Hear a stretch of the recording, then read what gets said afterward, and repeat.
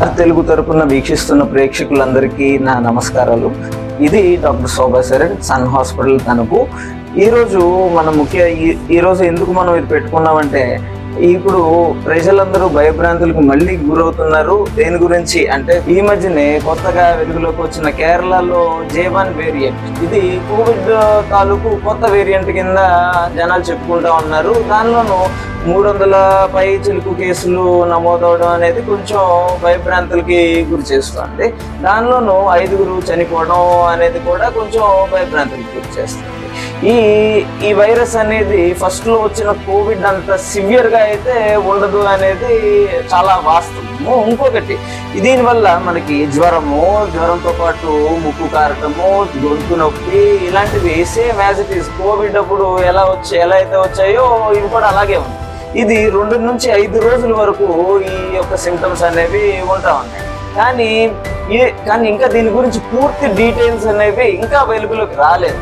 So మనం ఏం చేయొచ్చు అంటే, దీనికి తగిన జాగ్రత్తలు ఒకప్పుడు మనం తీసుకున్నవే, మాస్క్ పెట్టుకోవడము, ప్లస్ శానిటైజ్ చేసుకోవడము, హ్యాండ్ వాష్ చేసుకోవడము, గుంపుల కింద ఒక చోట గ్యాదర్ అవ్వకుండా ఉండడము, ఇవన్నీ చేసుకున్నట్లయితే మన పెద్దవాళ్ళు మనం ఏదైనా తట్టుకోగలం. అంటే మన 30 నుంచి 50 వయసులో ఉన్న వాళ్ళందరూ ఏదైనా తట్టుకోగలం. మన చిన్న పిల్లలు ఉంటారు, ఇంటికాడ చిన్న పిల్లలు ఉంటారు, వృద్ధులు ఉంటారు. వీళ్ళందరి గురించి మనం ఆలోచించి మనం చాలా ఒక బాధ్యత గల పౌరుడిగా మనం వ్యవహరించినట్లయితే ఇది వ్యాప్తి చెందకుండా మనం ఎక్కడికక్కడ కట్టడి చేసుకోవడానికి అవకాశం ఉంటుంది.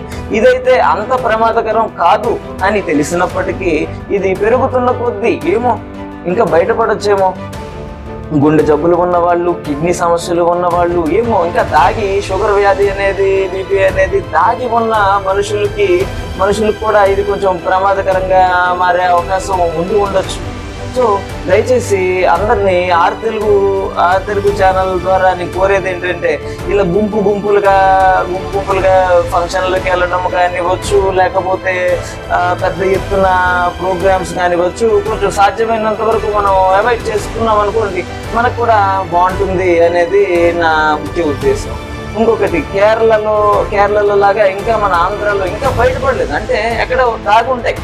అది మొత్తానికి అందరికీ వ్యాప్తి చెందాక బయటపడడం కంటే మనం ముందర జాగ్రత్తలు వహించామనుకోండి, అది మన ఇంట్లోకి మనం తీసుకురాకుండా ఉంటాము.